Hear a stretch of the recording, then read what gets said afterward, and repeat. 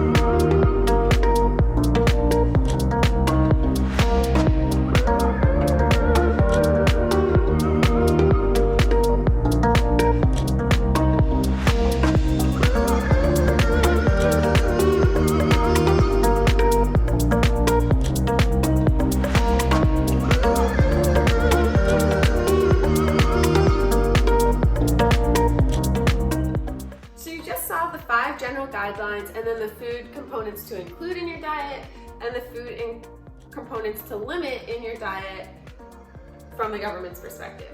But I think it would be most helpful to do like a best of the dietary guidelines call out. So I'm going to tell you 10 best of facts about the dietary guidelines, like all of these nice top 10 lists. It's gonna be great, and I hope that you'll learn something you didn't already know or you can't read in your textbook about the dietary guidelines. Let's go! Tip number 1.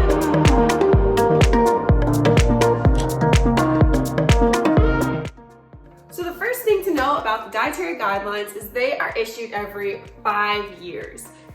Right now we're in the 2020 to 2025 dietary guidelines for Americans, and they're actually starting the process already of writing the 2025 to 2030 guidelines by selecting the scientists that will help write those guidelines.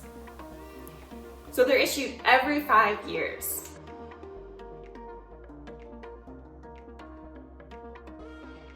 Next up on our best of list is who writes the dietary guidelines. Dietary guidelines are written by a scientific advisory committee, which is appointed by the United States Department of Agriculture and the Department of Health and Human Services.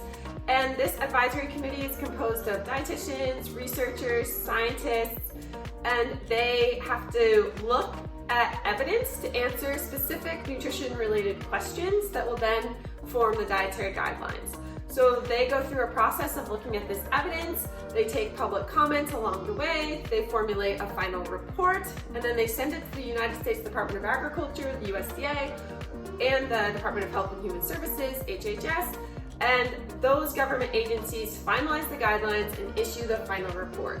So this process takes about a year because it's government work, so it takes about a year, if not longer, and then you have the final dietary guidelines report.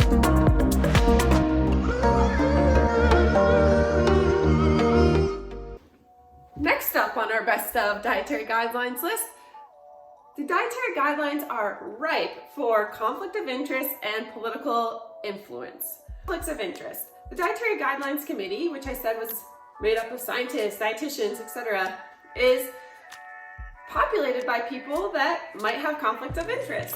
So for example, different organizations can nominate people onto the Dietary Guidelines Committee. So there's many people that are nominated by the Academy of Nutrition and Dietetics, which is the leading organization for dietitians in the United States. So there's people from there that the Academy nominated. There's also people that are nominated by like food lobbying groups. So the American Beverage Association, American Cattle Ranchers Association. And these groups want certain people on the guidelines that might be, sympathetic to their foods. So the American Beverage Association wants somebody on there that's not going to say that soda is the worst beverage you can drink, right? So depending on who nominates these people onto the guidelines committee and what their ties are to different food industry groups, there can be conflicts of interest there. It's thought that especially this 2020 committee has a lot of these conflicts of interest. We're not surprised. The other point of political influence for the dietary guidelines is that once the scientific advisory committee writes their final report, it goes to the USDA and Department of Health and Human Services, HHS, to be finalized. And in that process, USDA and HHS can also fall prey to food lobbying groups. And so instead of saying, maybe limit your consumption of soda, dietary guidelines will instead say, limit your added sugars. Well, that leaves it on the consumer to figure out what foods have added sugars instead of just listing which ones have a lot of them. So this is another place where we see political influence go in. Why is dairy highlighted in the guidelines? Well, because the dairy lobby is very strong. I'm from Vermont, I love dairy, milk is my favorite beverage, but you do not need to drink it to be healthy. And we only are starting to see a shift in the guidelines. In fact, Canada's guidelines just group milk with protein foods and don't highlight it as a separate food group at all. So the process of the guidelines is ripe for conflict of interest and political interference, and it doesn't mean that they're a bad document or we can't take anything from them, but it does mean that we should look at them critically and also use our own evidence gathering and analysis capabilities to decide how we want to eat for our bodies.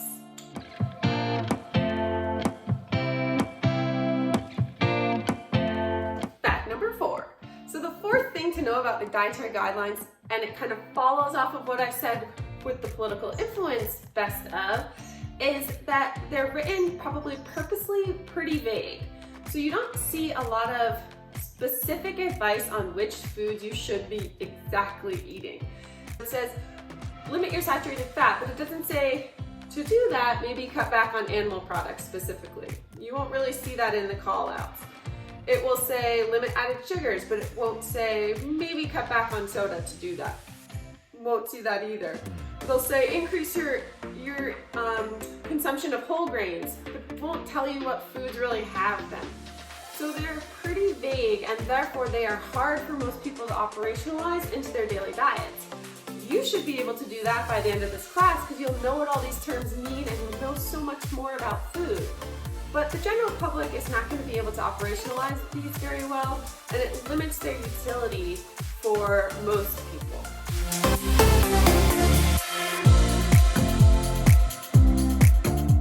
Number five. So the fifth best of dietary guidelines point is that they're pretty weight normative. So that means that they use language that tells someone to be at an appropriate weight or have a specific calorie level to maintain that appropriate weight, to incorporate all these foods so that they are at the right weight that then encourages health. So the way that they're framed is very much like we need to achieve a certain weight so that then we can be healthy. A different way to frame them would be try to include these foods in your diet as just a good way to be healthy no matter what weight you're at. So a weight inclusive framing of the guidelines wouldn't really mention weight at all, other than to say that anyone can be at whatever weight they're at, but maybe eat fruits and vegetables, eat whole grains. So that wouldn't mention weight, but the dietary guidelines as written highly believe that weight is imperative for health, and that is a weight normative approach.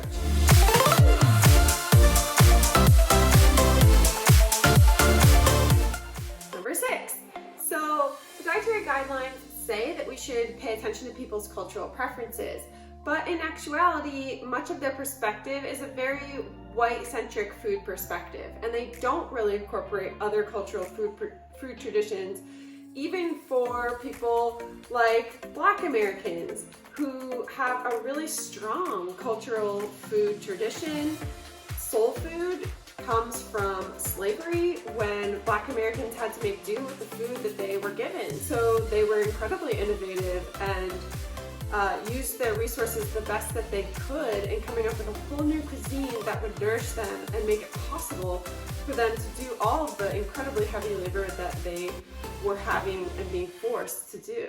So we need to pay homage to that and respect that cultural food tradition and make sure that it's incorporated into things like the dietary guidelines.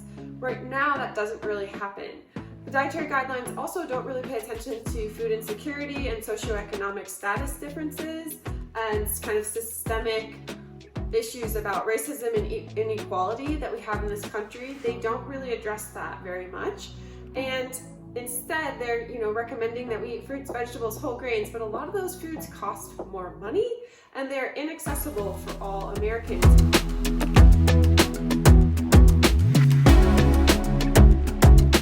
Number 7. So the 7th thing about the dietary guidelines is that they are pretty specific, but also kind of confusing. So for example, in the key recommendations, they say, eat vegetables of every subgroup. What are the subgroups? Eat fruits mostly whole. Okay, that's easiest to understand. Make half your grains whole grains. How do I know what's a whole grain? Most people won't know that. Incorporate dairy into your diet. Why? Do I have to? Lean proteins, and then oils. Which oil? Is coconut oil? That's actually not an oil that they're talking about in that guideline. So the guidelines, although they seem specific, are still kind of hard for people to put into practice when they don't have nutrition knowledge. I would say the same is true for the foods to limit. How do you know what has saturated fat? Where do you know where added sugars are coming from? How do you reduce sodium in your diet when it's in all the foods that we eat? So all of this, although it seems specific, because they're not naming specific foods and giving specific food examples, they're actually pretty vague. And as I said, because of the politics, that can be by design.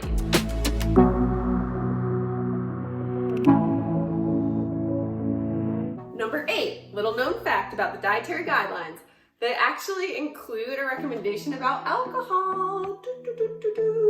So they say that for women, you should have 1 drink per day. For men, 2 drinks per day.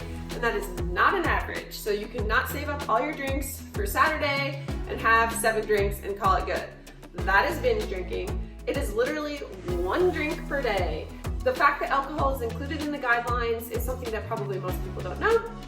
And then secondly, physical activity is also part of the guidelines. So the guidelines recommend that we get physical activity, and they recommend that we get 30 minutes, 5 days a week of aerobic, moderate intensity aerobic activity. So the guidelines do include physical activity as a health behavior.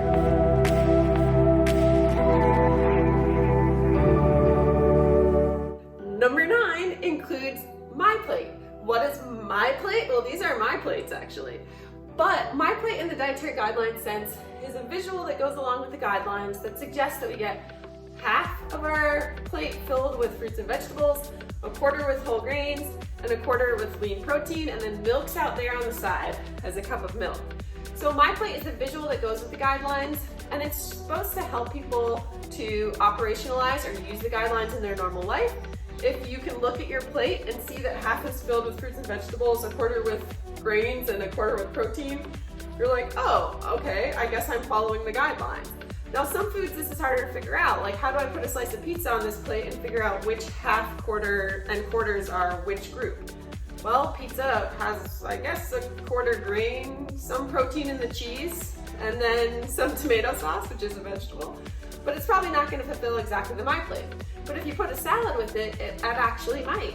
So the compound foods can be hard to envision with MyPlate, but in general, it's kind of a nice visual for planning your day or your meal if you want to eat according to the guidelines.